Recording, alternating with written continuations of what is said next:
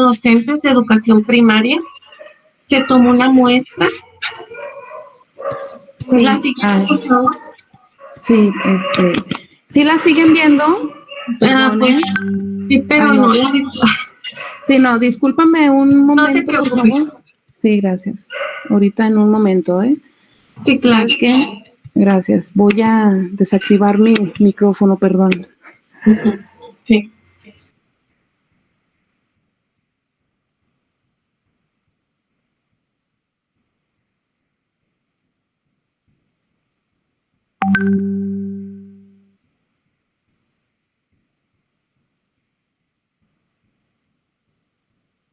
¿Listo?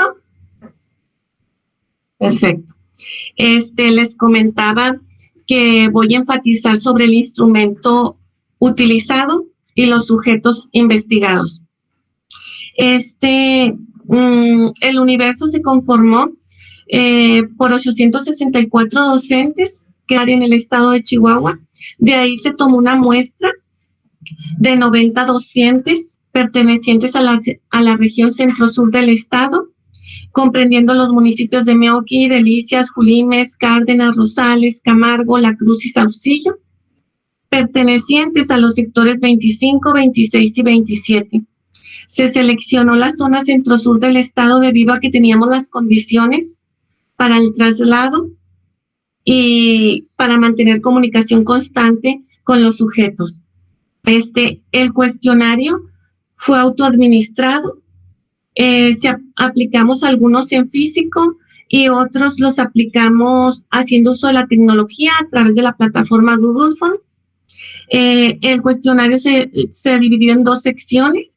En la primera sección se plantearon 9 preguntas generales, preguntas cerradas, y se usaron para rescatar la información de mayor relevancia que pudiéramos hacer correlaciones con ellas. En la segunda sección se hicieron 2 preguntas y 3 tipo Likert intercaladas, indagando sobre el síndrome de Burnout y sus causas. Los resultados más relevantes obtenidos con este instrumento fueron los siguientes. Manifiestan que a nivel institucional no hay acciones para prevenir o detectar el burnout. Mencionan que las principales causas del burnout consideradas por las docentes son la motivación, el ámbito laboral, entre otros. El 50% de los docentes no conoce sobre el término de burnout como tal. Sin embargo, reconoce sus causas y sus efectos y menciona, y la media se encuentra entre siempre y casi siempre los docentes han experimentado síntomas de cansancio emocional y físico hasta llegar al agotamiento extremo. Mencionan que hay una necesidad imperante de contar con un instrumento que permita detectar o prevenir el burnout. Las conclusiones a las que llegamos fue después de arrojar resultados del cuestionario y haciendo un contraste con la bibliografía revisada, rescatamos lo siguiente. Benavides Pereira en el 2002 conceptualiza el burnout como el resultado de un contexto laboral desfavorable influenciado por características individuales, por el tipo de afrontamiento utilizado, pero también por la relación entre elementos independientes. Harrison, en el 99, determina el burnout como un estado de agotamiento físico y emocional causado por la implicación a largo plazo por una situación estresante y emocionalmente agotadora. Silvia y Carlotto en el 2003 conceptualizan el burnout como un fenómeno complejo y multidimensional que resulta de la interacción entre aspectos individuales y de ambiente de trabajo. Por nuestra parte, considerando la opinión de los docentes y la bibliografía revisada, consideramos el concepto del síndrome del burnout en docentes como un desequilibrio entre las demandas organizacionales y los recursos personales que se manifiesta en las respuestas laborales de su rol, así como la sensación de realización que experimenta el individuo en relación con el salario percibido. algunas manifestaciones del burnout, según Serrano, en el 2019 dice que es insatisfacción, sobrecarga laboral, física, emocional, disminución de la calidad del servicio que se presta. Farber y Montejo en el 2000 y el 2014 mencionan algunas de las manifestaciones o de las dimensiones como fatiga crónica, dolores de cabeza, ineficacia en los esfuerzos para ayudar a las personas y el sentimiento de que la tarea es interminable. De esa referencia y de la opinión del docente, clasificamos las causas del burnout en 4: entorno laboral, sobrecarga laboral y administrativa, agotamiento emocional y motivación. Estas áreas de análisis se convertirán, esta clasificación se convertirá en áreas de análisis. Anexo algunas referencias que fueron consideradas para la elaboración de este trabajo y pues agradezco el tiempo y el espacio.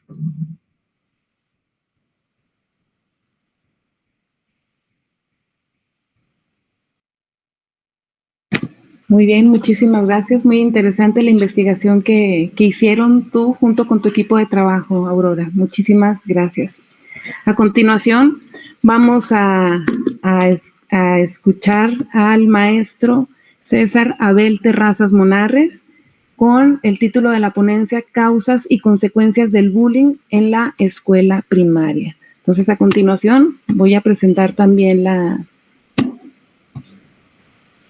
Voy a apagar el micrófono.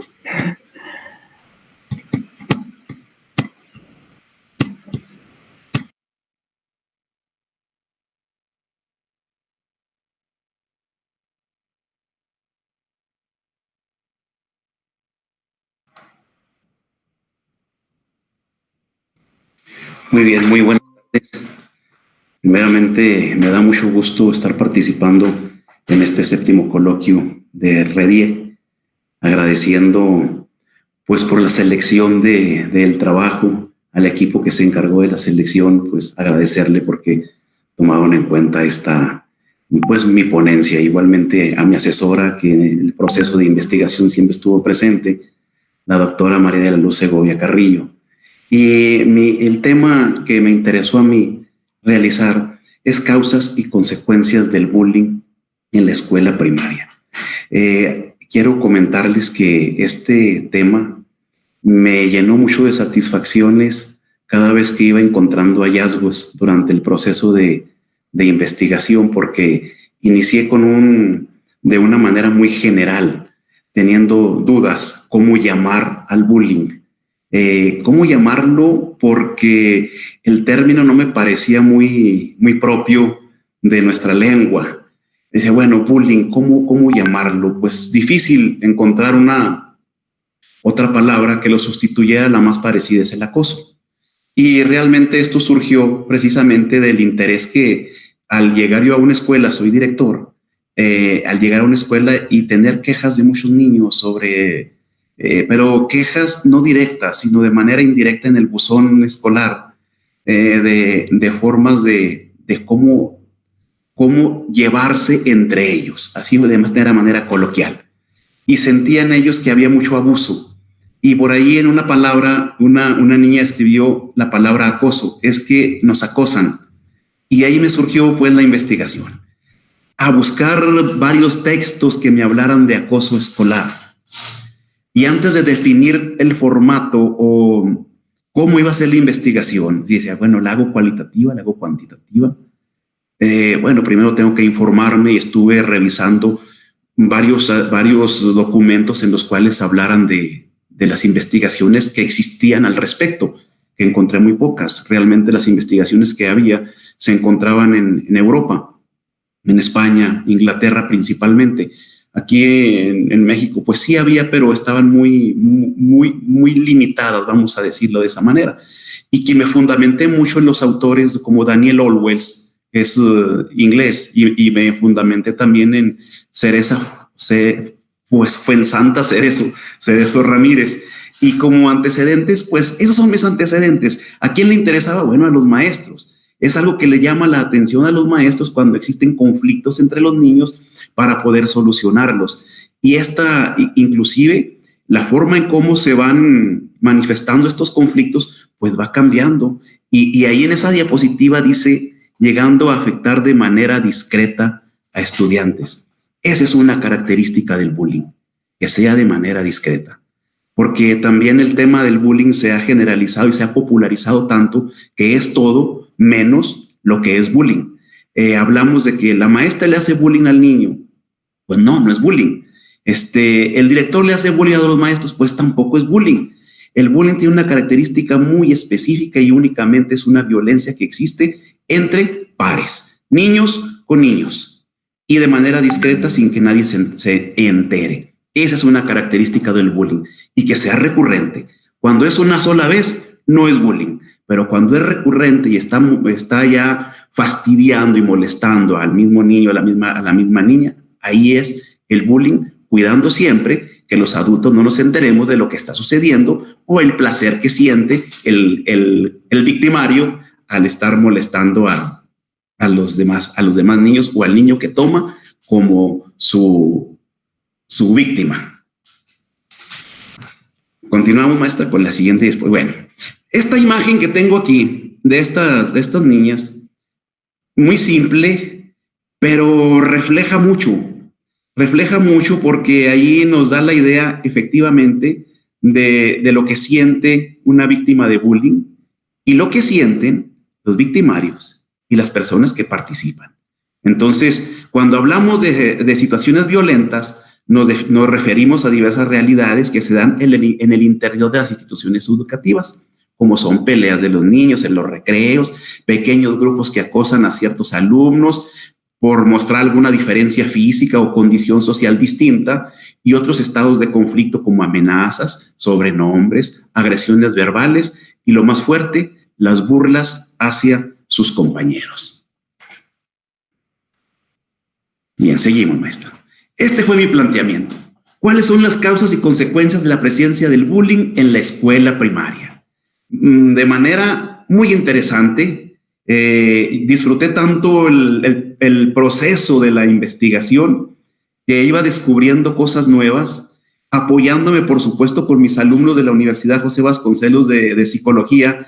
Me apoyaba con ellos en cuestión de búsqueda de textos que respaldaran mi trabajo, vamos a decir, mi marco conceptual.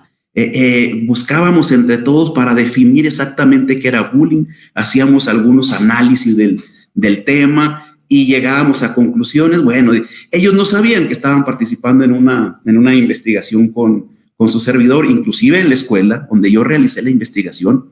Los maestros tampoco sabían que yo estaba haciendo una investigación. Los niños tampoco sabían que estaba haciendo yo una investigación del bullying.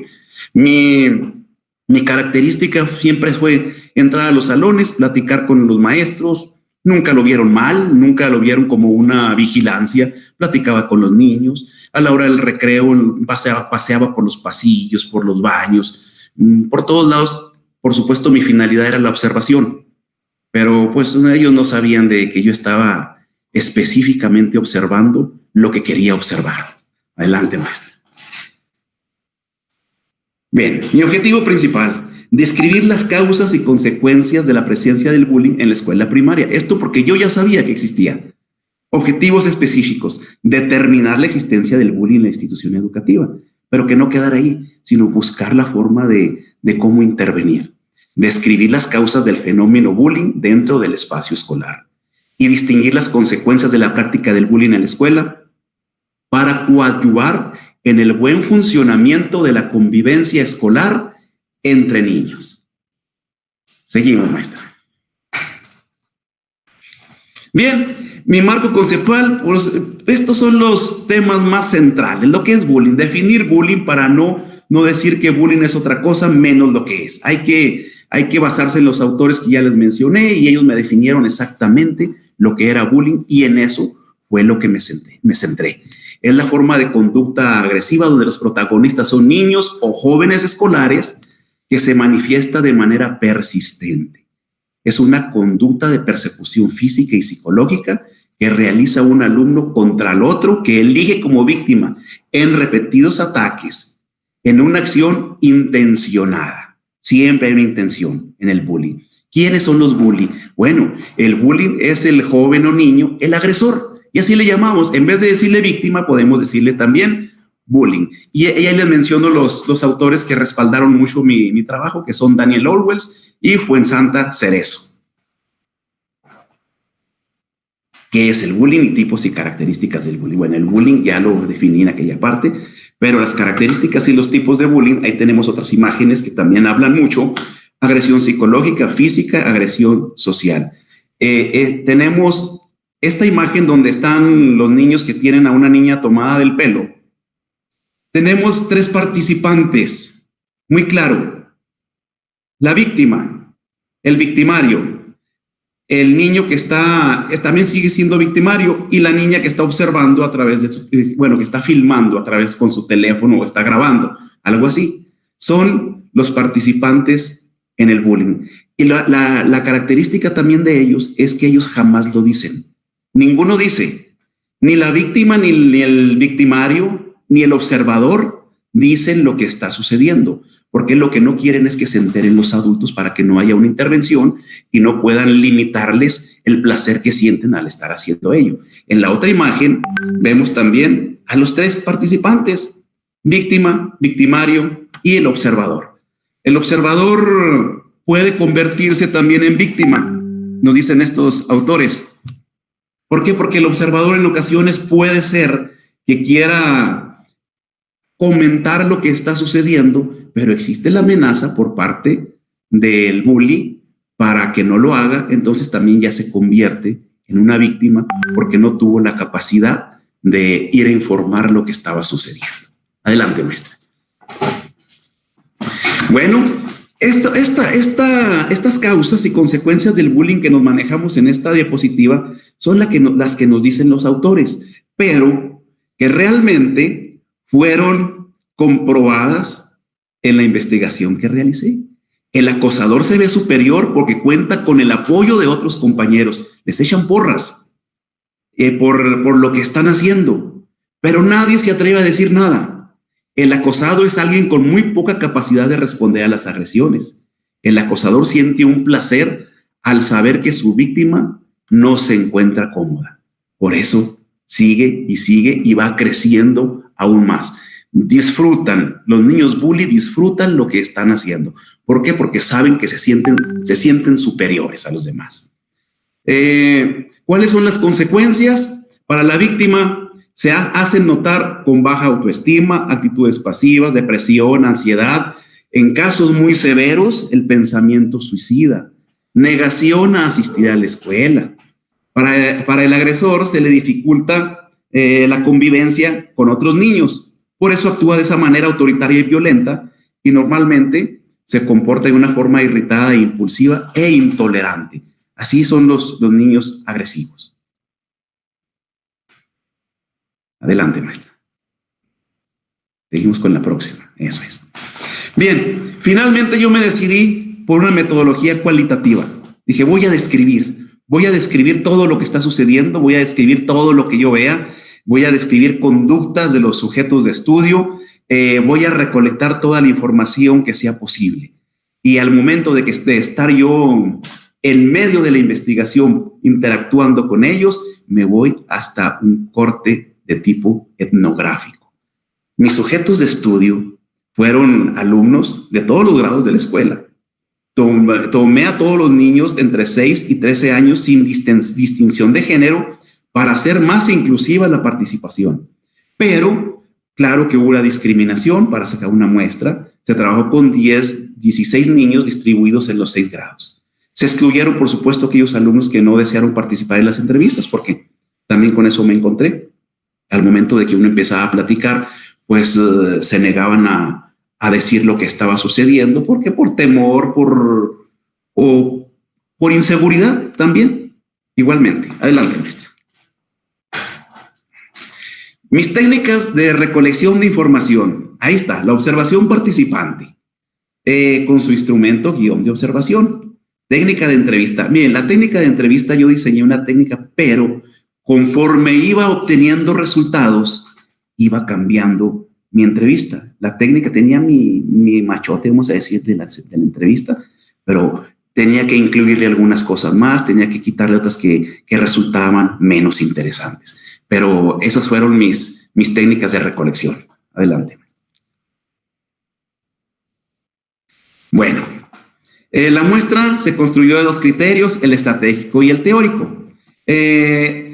Los participantes fue en función de que estuvieran participando en la problemática, es decir, que estuvieran siendo acosados o acosando a sus víctimas. ¿Por qué? Porque por medio del buzón me di cuenta quiénes eran los acosadores y quiénes eran también, no directamente ellos lo decían, pero otros niños sí decían, es que está acosando a tal niño está siendo violentado. Entonces yo ya sabía quiénes eran los con quienes iba a participar en esa investigación. Los tenía ya totalmente detectados y mi observación y mis entrevistas fueron directamente con ellos.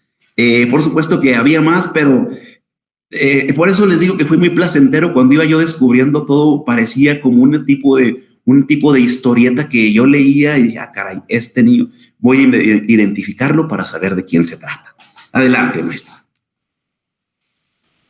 Bien, esto es muy importante. Miren, se percibía una normalidad cotidiana en las actividades escolares. Ni quien se diera cuenta de que existía. Todo era normal. Podía uno pararse enfrente de los niños formados mientras hacían el homenaje, no se observaba nada que fuera de la realidad, fuera de lo normal. El bullying se practica como una forma oculta ante los ojos de los adultos y de censura entre los mismos alumnos. Ellos mismos se censuran. Por su participación prefieren seguir en el anonimato por varios temores y desconocimientos del manejo de situaciones conflictivas. Se detectaron 4 niños con estaturas superiores a la gran mayoría y físicamente de corpulencia más desarrollada, como los encargados de manejar las situaciones, decidir quiénes juegan, cómo jugar, provocar encuentros violentos entre los jugadores, porque hasta eso también hacían. Cuando ellos no querían golpear a un niño o hacerlo sentir mal, pues buscaban quién lo hiciera, pero ellos eran quienes se encargaban de generar precisamente esa violencia. Adelante. Ahora sí, las causas observadas. Los niños bully desean mantener reconocimiento de intocables entre la comunidad escolar. Ellos se sienten que son los que mandan en la escuela, los que deciden qué es lo que se hace. La inexistencia de un reglamento para el uso de áreas de juego y la vigilancia de un adulto en dichos espacios. Ausencia de reglas de convivencia y poca insistencia en la práctica de valor y la tolerancia. El sentimiento de gusto por parte de quien provoca miedo. El silencio que se mantiene ante las autoridades y adultos fortalece que las causas crezcan. Cuando no sabemos, por supuesto que siguen creciendo las causas del bullying. El abandono o poca atención por parte de docentes al finalizar las actividades del aula. También eso. Terminaba la clase, que les vaya muy bien, sálganse. Se van los niños al momento de la salida. Cuando se amontonan en la puerta para salir, ahí era aprovechado también para meterles una zancadilla, darles un jalón, jalar la mochila, tirar la mochila, etcétera. Todo ese tipo de situaciones. Ya no tenían la atención de los maestros dentro del salón, ya iban saliendo, ya se da por hecho de que los niños ya se van a su casa solos o que se van tranquilos. La realidad no lo es. Si lo observa uno, no lo es así. Adelante, maestra. Las consecuencias, el papel de los victimarios. Manifestaron poco interés en el trabajo escolar estos niños. Sus familiares no practicaban la exigencia necesaria para lograr que obtuvieran los resultados escolares satisfactorios. Muchos de ellos eran rechazados inclusive también en sus casas. El papel de las víctimas, la inseguridad, alteraciones de la conducta, introversión, timidez, aislamiento y soledad, el rechazo a la escuela, dolor físico, emocional, claro, los golpes, ser punto de burlas, sentirse intimidados, con pocas confianza en sí mismos. Aquí hay algo bien interesante, dice abajo, la negación de asistir a la escuela, también de ellos, pero por factores ajenos. Es decir, ojalá llueva para que no haya clase, ojalá haya mucho frío para que no haya clase, Ojalá el carro se descomponga y no lleguemos y nos cierren la puerta para que no haya clase. Eso era lo que pensaban los niños que estaban siendo víctimas por no llegar a la escuela. No voy a la escuela, pero que no sea por mí, que sea por una situación ajena y yo no tenga la culpa, pero ya me libré de un momento incómodo que pueda sucederme en la escuela. Adelante, maestra. Bueno, estas son mis conclusiones. Es un fenómeno en el que intervienen varios aspectos, tales como el psicológico, social y, por supuesto, el escolar. Tiene muchas consecuencias si no se detecta, si no se atiende, si no se trata con oportunidad. Por ello, es necesario contextualizarlo. Cuando no lo aceptamos, no podemos hacer nada. Si decimos, es que en mi escuela no hay bullying, no lo aceptamos, entonces no vamos a intervenir. Pero si le buscamos y lo descubrimos, hay que intervenir. Se realiza de un alumno o alumna contra el otro al que elige como víctima en repetidos ataques. Es violencia entre pares. Se presenta en las escuelas con la convivencia diaria, cuando las reglas no se aclaran y se deja que poco a poco se dejan de respetar. Tiene su injerencia y crecimiento cuando por opacidad se omiten acciones de prevención y propagación del fenómeno. Adelante, maestra. Las consecuencias de la presencia del bullying conllevan a una inestabilidad emocional de los niños. Les genera ansiedad, miedo. Este sentimiento pues los obliga a prestar menos atención en las clases y baja su rendimiento escolar. Las causas pueden ser visibles en aquellos aspectos que pueden considerarse habituales. Ahí podemos localizarlo. En lo más habitual, juegos agresivos, el lenguaje soez. A veces el lenguaje soez es tan generalizado que ya no nos acostumbramos a escucharlo, pero en medio existe algo también, necesitamos poner atención en esa parte. La poca o nula vigilancia de las áreas de uso común, tales como canchas, sanitarios, pasillos, áreas donde existe poco tránsito de alumnos, incluyendo el bajo rendimiento escolar, el aislamiento y el retraimiento de los alumnos. Estas son las conclusiones a las que yo llegué en esta bonita investigación. Adelante, maestra. Mire, les agradezco a la Universidad José Vasconcelos, a los alumnos de psicología que me ayudaron a buscar información cuando no encontrábamos mucho, y a mis alumnos, a mis maestros que jamás se enteraron de que participaron en una investigación, y por supuesto hoy a la Red IE. Gracias. Así es. Muy bien, muchísimas gracias, maestro César Terrazas. También muy interesante la investigación que nos acaba de presentar. Muchísimas gracias. Bueno, pues a continuación voy a presentar yo, Diana María Espinosa Sánchez y el maestro Miguel Ángel Muñoz López. Somos maestros del Centro de Actualización del Magisterio del Estado de Durango, y la ponencia que les vamos a presentar se denomina Factores de deserción en el posgrado de una institución formadora de docentes. Entonces, ahorita les voy a compartir la presentación.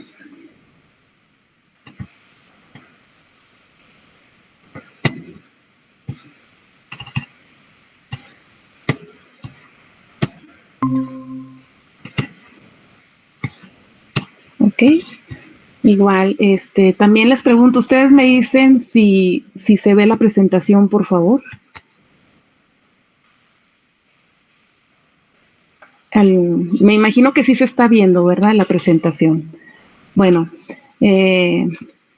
ya les había mencionado que estamos en el área de sujetos de educación. El subtema es los sujetos en el sistema escolar, factores de deserción en el posgrado de una institución formadora de docentes. Presentan Diana y Miguel Ángel.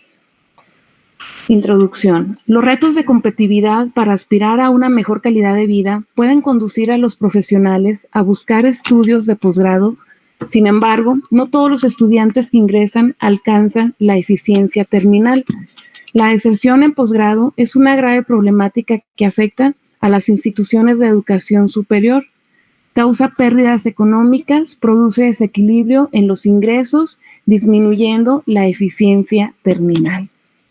Algunos estudios sobre el posgrado han hecho evidente la necesidad de saber más acerca de los estudiantes, sus expectativas, sus intereses y motivaciones, así como sus problemas y necesidades. Conocer las causas asociadas a la deserción de estudiantes en los posgrados de las instituciones de educación superior permitirá diseñar, ejecutar y evaluar estrategias pertinentes que favorezcan la disminución de este fenómeno, fortaleciendo la eficiencia terminal. Se ha encontrado que existen múltiples definiciones para el concepto de deserción. Tal multiplicidad se debe a que no cuentan con un criterio único que les permita estudiar con precisión a los desertores. Para Vicentinto, el campo de la investigación del abandono escolar se presenta desordenado, fundamentalmente porque hemos sido incapaces de convenir los tipos de comportamientos que se merecen. En sentido estricto, la denominación de deserción, como resultado, existe confusión y contradicción en lo que se refiere al carácter y a las causas del abandono de la educación superior. Fresan 2013 indica que el abandono o deserción escolar a nivel posgrado presentan diferentes características en comparación con el pregrado. El abandono escolar en los estudios de posgrado tiene dos caras relevantes. El abandono temprano, definido como el desistimiento de proseguir los estudios observado en el curso de las primeras semanas de operación del programa, frecuentemente se asocia con la obtención o no de una beca para apoyar al estudiante durante el proceso formativo y con la demanda de tiempo para estudiar o elaborar trabajos que puede colisionar con exigencias laborales o de atención familiar. La segunda cara es el abandono tardío o no graduación, entendido como el retiro del programa a la conclusión de la fase escolarizada del mismo, sin el cumplimiento del requisito de tesis para la graduación. Este problema se ha asociado con frecuencia a la elaboración de la tesis y particularmente al rol que juega el asesor de la misma. El posgrado de esta institución existe un alto índice de estudiantes que abandonan sus estudios durante el primer semestre, otros más a lo largo de los subsecuentes. En la tabla 1 se indican los porcentajes de deserción en grupos de maestría correspondiente a las 3 últimas generaciones y a la última del programa de especialidad. Estos datos motivaron a investigar cuáles eran las causas de deserción, pues cuáles eran las causas de los estudiantes. Los objetivos del estudio fueron identificar los factores de deserción de posgrado del CAM y conocer los factores que propician la institución para la deserción. Las investigaciones recientes nos mencionan 4 factores que se repiten en las instituciones educativas. Entre ellos encontramos los factores psicológicos o personales, y Ford indica que el individuo logra una meta con base al valor que le asigna, sus emociones positivas y la confianza en sí mismo, en sus competencias, habilidades y herramientas. Otros factores o psicológicos que influyen en los factores de deserción son los eventos personales que influyen en la prosecución o abandono de estudios de posgrado. Es el nacimiento de hijos, embarazos de alto riesgo, alteraciones en el estado civil, enfermedad o problemas de salud. Dentro de los factores laborales y económicos encontramos las presiones financieras. Las presiones financieras obligan a los estudiantes a enfrentar mayores responsabilidades laborales que interfieren en el trabajo de la tesis, ocasionando así el abandono de los estudios. El cambio de una situación laboral, despido, traslado a otra ciudad, bien sea por órdenes de la organización donde labora o por un nuevo trabajo y ascenso en el trabajo, los costos universitarios. Otros factores de deserción que se encuentran tiene que ver con los factores académicos. Cook, Sims y Perfittet afirman como principal factor de la deserción la actitud de los alumnos hacia el programa de posgrado emprendido. La mayoría de los estudiantes que culminaron el programa ostentaban el compromiso y la necesidad de logro académico. Dubs, por su parte, nos dice que concluye que la integración social y académica relacionada con las competencias del alumno al iniciar los estudios influyen en la decisión de permanecer en el programa de estudio. Y también las investigaciones nos hablan de algunos factores institucionales, entre ellos Lovides, 1996, atribuye la decisión de desertar de los alumnos de posgrado a situaciones complejas que viven dentro de la institución con profesores, tutores, gestores, entre otros. Otra razón es por expectativas frustradas, por la escasa y pobre relación tutor-estudiante y la ausencia de respaldo del departamento del cual depende del programa de estudios. La deficiencia en investigación académica de los estudiantes y las estrategias incorrectas de tutoría son elementos principales de la deserción de alumnos de posgrado. Himmel plantea elementos tales como la calidad de docencia y experiencias educativas en el aula, beneficios institucionales y los recursos institucionales, factores que cobran enorme importancia en la decisión de permanecer en algún programa en particular. El método. El presente estudio es de enfoque cualitativo y para obtener los datos se usó la técnica de grupo focal, con lo que se pueden rescatar sentimientos, pensamientos y vivencias de los sujetos en un ambiente orientado a situaciones reales.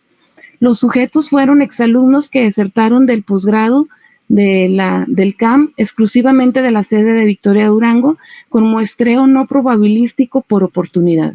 Al inicio del grupo focal se obtuvo el consentimiento informado de los participantes, en donde conocieron el objetivo, el proceso y se les garantizó su confidencialidad.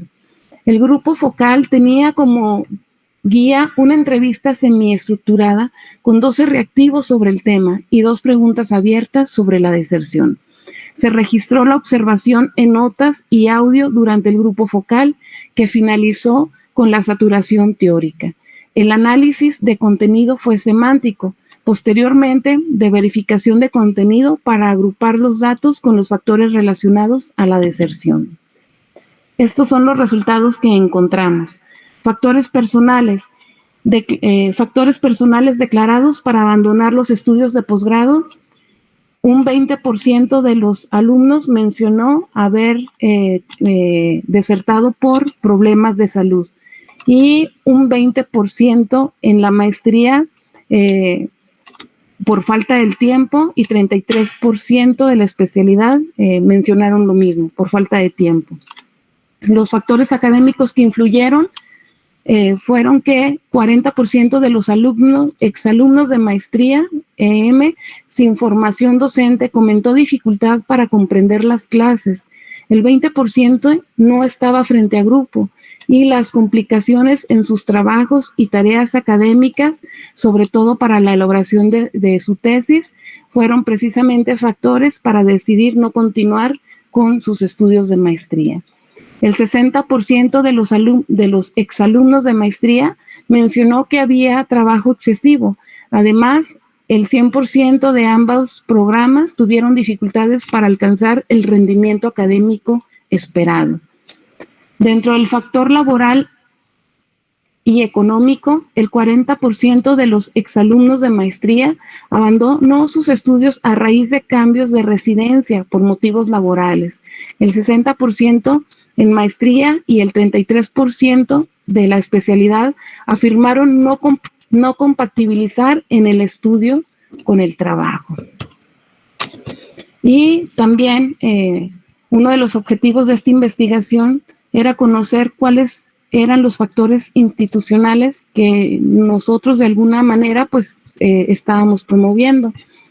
Se categorizaron en docentes y curriculares estos resultados de los factores institucionales, donde docentes hace alusión a la conducta y a la labor docente. Curriculares se refiere a la forma de operar, adaptar y gestionar el programa de estudio. Los resultados fueron los siguientes. En docentes se encontró rigidez docente. El 40% de los exalumnos de maestría así lo indicó, refiriéndose a que el docente era demasiado estricto, incluso en el número de palabras para la entrega de tareas, entre otras. Un 60% de exalumnos de la maestría expresaron que a un docente no se le entendía mucho de las palabras que usaba y que después de pedirle que explicara nuevamente, no cambiaba el discurso. El 100% de los estudiantes de especialidad indicó que había muestras de conductas psicológicas agresivas y en algún momento también hubo algún tipo de agresión física por parte de un docente, lo cual es muy delicado. Y bueno, también un 40% de estudiantes que desertaron cuando estaban estudiando la maestría, consideraron que también sentían acoso psicológico por parte de alguno de los docentes. Conclusiones. Las causas de deserción del posgrado del CAM se pueden explicar como multifactoriales. Los resultados se relacionaron con problemas personales como la salud, cambios de residencia a causas de exigencias laborales, así como el propio autoconcepto, la confianza en sí mismo de poder o no alcanzar una meta al considerar que son altas las exigencias académicas. El presente estudio permitió identificar qué factores institucionales influyeron en la deserción, como la falta de explicación de la propuesta curricular para evitar confusiones entre los aspirantes, además de aclarar que al inscribirse a estudiar un posgrado se requiere dedicar tiempo y cumplir con las actividades académicas. La actitud de los docentes tiene consecuencias sobre la vida de los estudiantes. Se debería corregir lo que pasa dentro del aula, pues exalumnos expresaron haber experimentado maltrato, acoso psicológico y conductas agresivas. La institución tendría que apelar por las actitudes que deberían caracterizar al maestro. Confianza, empatía, tolerancia y respeto son algunas de las virtudes que tienen que imperar en el maestro para que exista una buena relación pedagógica. Finalmente, la institución tiene que cuidar la organización, seguimiento y evaluación de la calidad de la docencia, pues esta también está incidiendo en la deserción. Bueno, estas fueron las conclusiones que nosotros obtuvimos en este estudio. Bueno, pues también les agradezco a ustedes su atención, estimados ponentes. Muchísimas gracias. Bueno, si se fijan, somos nosotros muy poquitos, ahorita los que estamos en esta mesa de trabajo. Nos hubiera gustado haber tenido más público, pero bueno, originalmente lo habíamos planeado así para que no tuviéramos algún conflicto, ¿verdad? Ahora con esto del uso de las plataformas virtuales y plataformas digitales. Entonces, bueno, no sé si entre nosotros quieran que abramos un momento de diálogo. No sé si nos quieras exponer algo más, Aurora o maestro César, que tengas una pregunta para Aurora o tú, Aurora, para César o ustedes para mí, como ustedes digan. Todavía tenemos tiempo y pues tenemos un ratito este espacio para platicar del tema. Ustedes me dicen. Si no, continúo, ¿eh? A ver, maestra. Adelante. Yo no había escuchado el síndrome de Burnout, así. Lo había escuchado como estrés laboral en docentes, cansancio por exceso de trabajo, etcétera, etcétera. ¿Cómo maestra Aurora, cómo encontrar el término burnout para aplicarlo precisamente a nuestro campo educativo?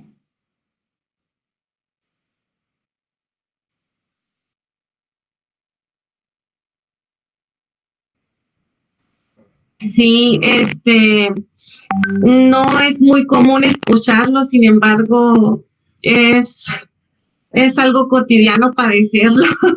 En nuestro ámbito no se usa mucho. Generalmente los docentes no lo escuchamos, no, pero sí lo experimentamos a diario. En nuestra situación nació la inquietud a raíz de que tenemos compañeros, nos desarrollamos en diferentes áreas, en primaria, en secundaria, en medio superior, entonces con maestros de educación especial inclusive. Entonces nos dimos cuenta que maestros recién egresados nos preguntaban inquietos qué tomábamos para mantenernos tan estables, tan tranquilos, y nos extrañaba, ¿cómo cuántos años de servicio tienes? Acabo de ingresar, pero tengo medicamento controlado, tengo esto, y nos preocupó mucho haciendo una contabilidad con las personas que nos relacionábamos exclusivamente en educación primaria. Nos dimos cuenta que el 45% de los docentes de 0 a 5 años de antigüedad tomaba algún medicamento controlado o por medios propios para relajarse y tranquilizarse. Posterior a los siguientes años, de 6 a 10 años era el 20%, y conforme avanzaban los años disminuía la dosis de medicación o la inquietud de sentir esa angustia, esa desesperación, esa impotencia. También encontramos que maestros interinos no cumplían su interinato completo, renunciaban antes de que concluyera el interinato por la presión que sentían y la poca remuneración que ellos percibían. Entonces, nos pusimos a investigar.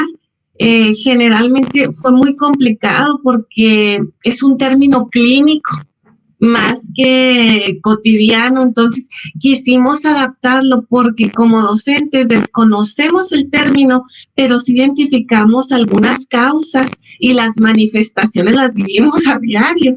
Entonces, cuando aplicamos el cuestionario, como les dije, el 40% desconoce el término, pero sí identifica qué le causa esa ansiedad, qué le causa ese trastorno. Y también identifican, además de qué lo causa, como que algo que ellos puedan determinar como el concepto.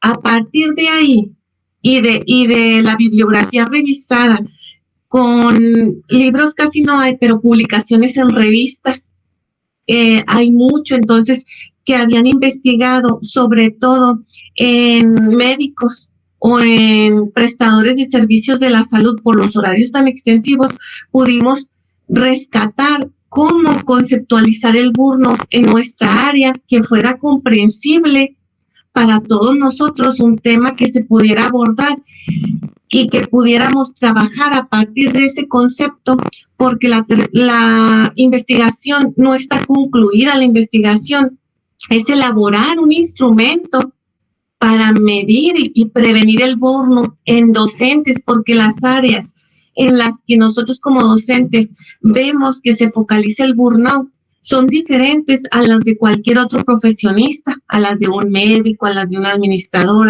a las de un corredor de bolsa, a las de un psiquiatra.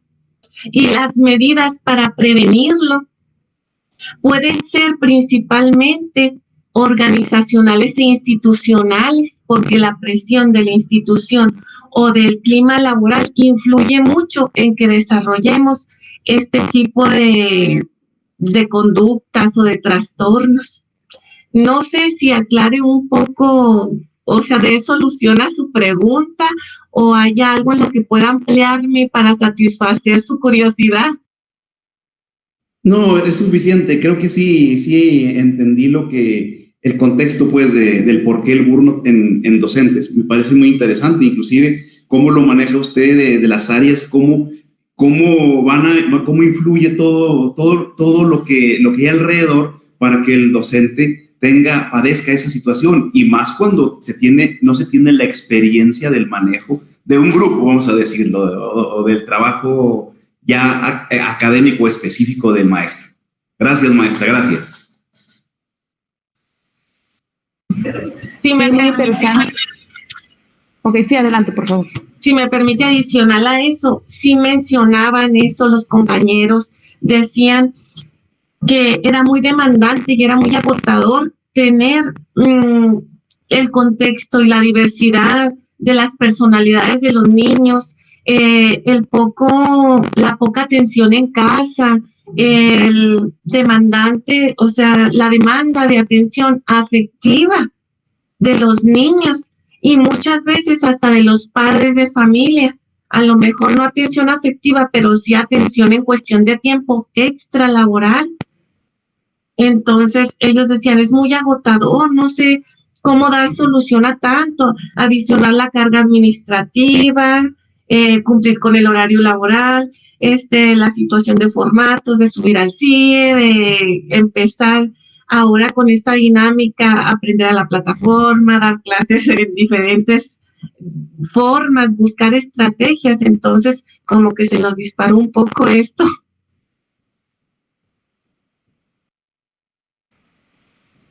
Sí, muchas gracias, Aurora. Sí, Aurora, un tema muy interesante, el síndrome del quemado en docentes. Y la verdad muy delicado. Entonces sí es muy importante de que nosotros los maestros estemos enterados de lo que está pasando con este fenómeno del burnout y de alguna manera también qué importante dar a conocer los hallazgos de ambas, bueno, de las 3 investigaciones, porque también muy interesante, maestro César Abel, las causas y consecuencias del bullying en la escuela primaria. A mí por esta parte me gustaría preguntarle a usted, maestro César, usted como director de esa escuela primaria, pues felicidades, porque ya está haciendo, ya puso el enfoque, la atención en esa grave problemática.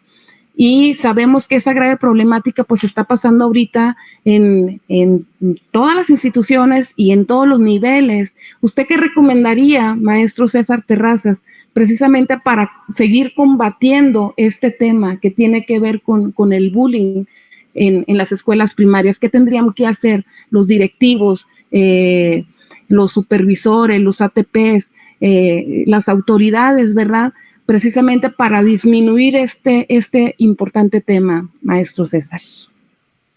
Bien, mire, yo lo primero que sugiero es que le prestemos atención a lo cotidiano, es decir, nosotros percibimos una tranquilidad en la escuela cuando llegamos, están los niños en clase y está todo tranquilito porque cada uno salen al recreo y empieza el murmullo normal, el juego, pero hay cuestiones que tenemos que prestarle atención a cualquier detallito para saber si existe, porque la característica es que no se sepa que existe, ¿verdad? Pero nosotros necesitamos primero saber que existe, tener la seguridad de que existe, y sí existe. Si lo buscamos y lo analizamos, sabemos que sí existe la situación del bullying en la escuela, sí se practica, pero hay que buscarlo, porque saben en todas partes, menos en el interior de la escuela. Saben algunos papás se enteran, pero desgraciadamente los maestros no nos enteramos hasta que van y nos dicen de manera externa que está sucediendo eso en la institución. Y nosotros es cuando prestamos, caray, pero yo no lo veo. Es que hay que prestarle atención a detallitos tan simples como son los golpes, como es el juego agresivo, como es el lenguaje que utilizan cotidianamente los niños, que ya nos acostumbramos a escucharlo, pero tiene mucho que ver y también las intenciones que tienen los niños al momento de jugar. El observar a los niños cuando están jugando fútbol o están jugando en la cancha, el observar la intención que tienen, los que se ve que son un poquito más poderosos, que tienen más fuerza, más corpulencia, incluso pues, no es exclusivamente de ellos, también hay pequeñitos que son, que también son los principales, ¿verdad? Pero hay que prestar atención a esas intenciones de juego. Y otra cosa que también que descubrí, al momento de que uno platique con los papás sobre la situación, los papás siempre ponen a su hijo como posible víctima. Jamás va a escuchar un papá, jamás lo va a escuchar que piense que su hijo es victimario. Para ellos no existe en sus hijos ser victimario. Más bien todos piensan que sus hijos pueden ser víctimas, por eso reclaman mucho los papás, es que hay bullying, sí, pero cuando ya entendemos de que su hijo es victimario, ahí como que ya no les gusta mucho, pero hay que también definir esa parte. ¿Por qué? Porque los papás nunca aceptan que su hijo puede ser victimario y no víctima. Así es. Pues sí, pues mucho por hacer todavía en nuestras instituciones y por estar continuando para darle seguimiento a los temas que estamos investigando. Sí, adelante, Aurora, tu micrófono, por favor.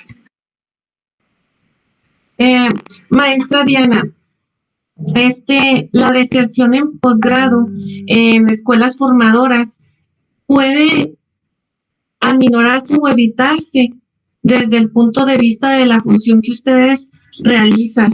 Y la otra cosa, la otra inquietud, usted menciona las características elementales de los formadores académicos. Cuando se hace contratación, ¿hay algún espacio donde se mira, o sea, las características o se valore que el docente formador tenga confianza, empatía, tolerancia, sea respetuoso? Porque menciona ahí varios puntos alarmantes como es la violencia, el hacer sentir mal a otros. Entonces, no solamente se ven los niños, también en los adultos nos falta bastante ejercitarnos en la empatía y en diferentes situaciones, pero es muy poco común que en las entrevistas para contratación se puedan medir estos aspectos, o de qué manera los considera. Ok, sí, fíjate, alarmante los resultados que encontramos, porque en realidad a veces desconocemos realmente qué es lo que está pasando adentro del aula, ¿verdad? Y así como ahorita lo mencionaban, o sea, las 3 investigaciones, ¿verdad?, que estamos presentando aquí, tienen como que características muy específicas cada uno. Aminorarse, efectivamente, sí se podría, la deserción, pero sí es responsabilidad nuevamente de los directivos, quienes están en las cabezas, ¿verdad? Quienes toman las decisiones, depende mucho de ellos. ¿Y por qué depende mucho de ellos? Pues es que sí es importante que se le dé seguimiento precisamente qué es lo que se está viendo, qué se está viendo y qué se está viviendo dentro del aula. Muchas veces los directivos confían en que cada maestro efectivamente cuenta con esas habilidades o con esas competencias que deberíamos de tener, con la ética, ¿verdad? Y con la moral que deberíamos de tener cada uno